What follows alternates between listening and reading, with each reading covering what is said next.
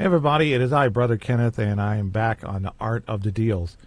This one is spawned by a question. It's not like we haven't gotten this before. Tony B commented in my YouTube video for Yes, Demons Do Work with Ghosts. It's the previous one. I recommended you watch that one before this one because we're talking about hell spirits in that one. Ghosts, human spirits condemned. And this one we're going to talk about the purgatory ones.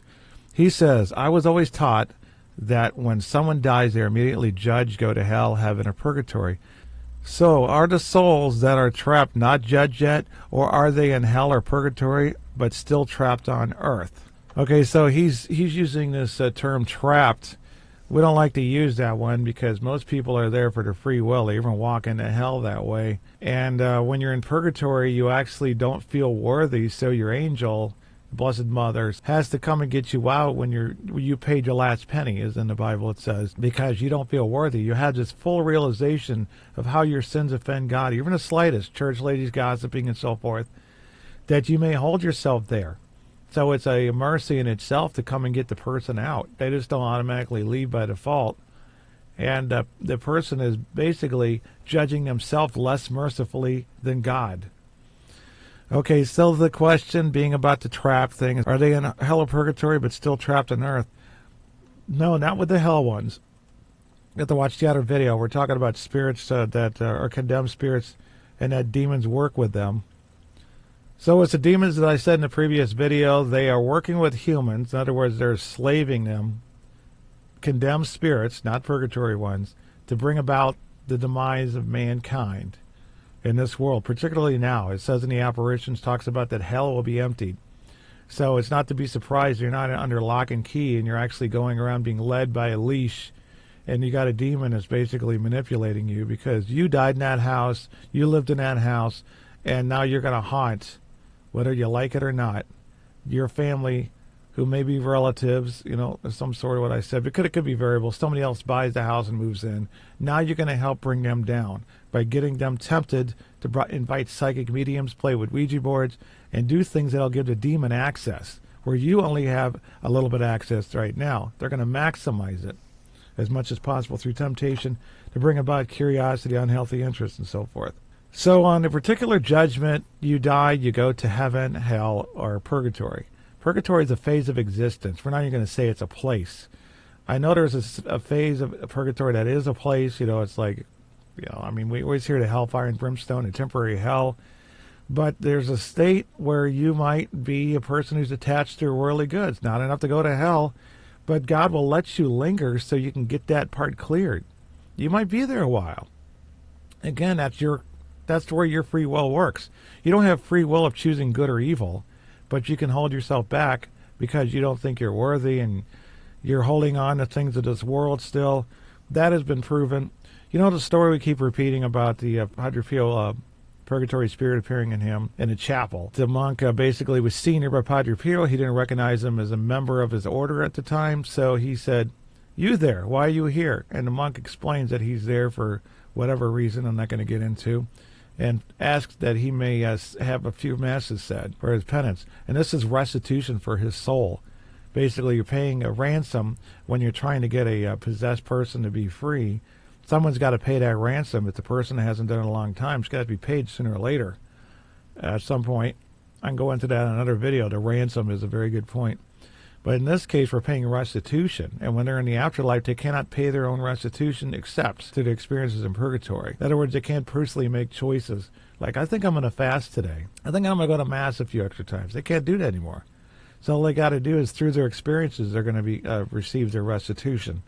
Now, we can pray and offer, which is much more powerful, masses and so forth here to offer for their restitution to help pay their last penny so that they can move on to heaven. Because purgatory is an on-deck circle, no matter what phase it is. If you're here as a ghost for whatever reason, lingering, it's not trapped. You're here for a reason. But it's different than, say, if Grandma appears to you, or like in a story with Sister Faustina, one of her fellow nuns had passed away, and then she was praying one day. This nun appeared as a face in a flame. And so she said some prayers for her, offered some masses, and then I think 3 days later she saw her appear again, and she looked angry, and the flames looked so roaring. So she stepped up to prayers in masses. And then the third time she saw this nun, she saw that she had a pleasant smile and her face was glowing. So she actually helped her through the lower depths of purgatory. It doesn't mean she was in heaven necessarily, but I think it does, because I think it was God letting her see where the nun has progressed. Just because we're humans, we need encouragement. It's nice to know. It was good that happened. Some people think that the phase of purgatory to purge is actually the last thing you experience instead of the first. I would say, that might be true to some extent, but I think it's going to have to be there in at least, last, after you get your issues worked out. Say if you're lingering here on Earth, you haven't experienced the purge yet, which is a cleansing, like when you have these astronauts and stuff in science fictions, and they're in this little tunnel with interlocking doors, and they get in there, there's a purge that goes on there, it looks like a bunch of steam coming up, and it basically decontaminates their suit and all the microorganisms and stuff that could be on the outside of it that they might have got from space, and being outside that environment, the alien environment, and then you're purged and you can come back in. Well, that's how it's like to heaven. You're going into purge for purgatory. They talk about hellfire and brimstone. They don't want to make it seem like too much of a safety net, because if you aim for purgatory, you're going to fall short to hell, and instead of aiming for heaven and falling short and going into purgatory, which is, we always want to be one step up. Continue. This is basically answering that question. There's scenarios, of course, where the ghosts actually are tormented by the demons they appeased in life. That's their final, we can just say, that's the way they're going to suffer. But it doesn't mean they're in hell. Do they always know that they're in purgatory? No. Do they always know that they're dead? No. That varies from person to person. Although when you talk about some cases or experiences, that they're talking about those cases. They didn't mean all. So there's evidence of that. We spent a lot of time researching ghosts, but there's not really a need to be ghostologists or something like that. A lot of time, a lot of people, a lot of mentors, a lot of reading, a lot of studying, a lot of experiences. And we came up with pretty much, that, hey, it really doesn't serve you more to know about the information I'm telling you, because we don't deal with ghosts. I mean, humans don't deal with ghosts. They'll come here, they'll ask for prayers, they'll be gone. If they're lingering there a while, that means they might have been there in the old castles and so forth, in Scotland and Ireland and all that. You'll see the same ghost apparition there time and time again. People stay there and they say, hey, I saw some woman cleaning the downstairs. No, that wasn't that. That was Carrie. She's a cleaning lady, they believe, that lived 100 years ago. For some reason, the story is that she stole from the master some things, and she's seen here taking care of the place like a maid. She may actually be doing purgatory, making restitution, taking care of that place, at least in her world, her vision of it. This gets really deep, and a lot of these other denominations really get bitter with me on this stuff. But this is in Maccabees, for example, when it talked about prayers for the dead. The Jews were even talking about prayers for the dead, that should pray for the deceased. You need to offer your prayers, your penance, whatever denomination you may be, so that you can help these spirits. Think they all go straight to heaven or straight to hell? Well, what about the people who weren't good enough to go to heaven and aren't bad enough to go to hell, so to speak? Okay, we're going to give you some community service. Okay, community service. Oh, I don't have to get hung, or I don't go free? Because that's the only options that you're talking about. If you're talking about, just a heaven and a hell, because the purgatory spirits can be clueless sometimes. We'll see suicides sometimes repeat their act of suicide. What some of these call residual theory, which is stupid, residual hauntings. Doesn't happen. That's a concept come by atheists. And I said that before, talked about it in the other video by Parapsychological Myth. So if you want to read about that, you can check it out. But these spirits have intelligence, and they may not interact with you. They may not even realize you're there, kind of like any others with Nicole Kidman, that we're not aware of them any more than they're aware of us. And they might be there, and they can see us, like in Abbott Costello, the old movie, I think it was called Hold That Ghost, something like that. But ghosts and identifying them from demons is another thing in itself. It's a list. We can give some tips on that. I would just do a full show out on the real deals. A few final reminders again. Be charitable to those who died in the afterlife. The original concept of the funeral, I want to tell you, the reason for the funeral originally was to offer the funeral mass up for the dearly departed, to help ensure their rest. They called them restless when they returned as a ghost, because they returned as ghosts and they'd ask for prayers. Or they would haunt you, but they can't speak.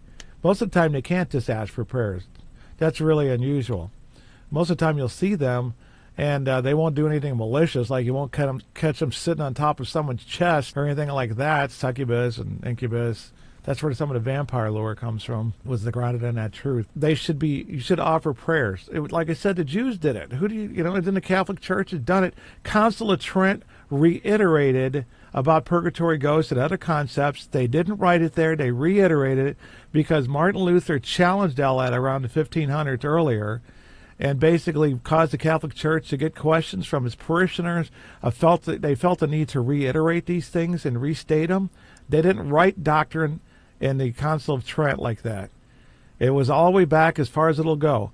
But you're going to find this concept of purgatory, and it's just a word, purgatory. Call it a phase of existence besides heaven and hell. There's one that's not there. You're not going to purgatory and then going to hell.